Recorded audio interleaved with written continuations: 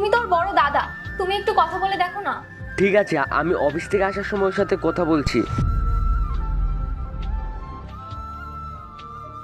তোকে একটা কথা জিজ্ঞাসা করব।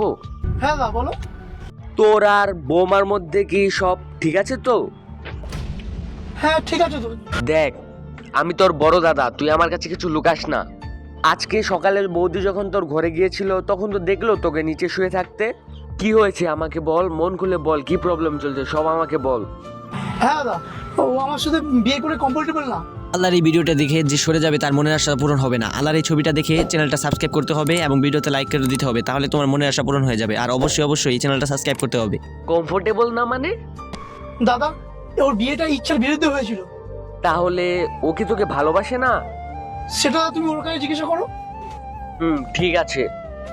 এরপর কি হয় সেটা দেখতে চাইলে তাড়াতাড়ি কমেন্টে নেক্সট পার্ট লিখে যাও।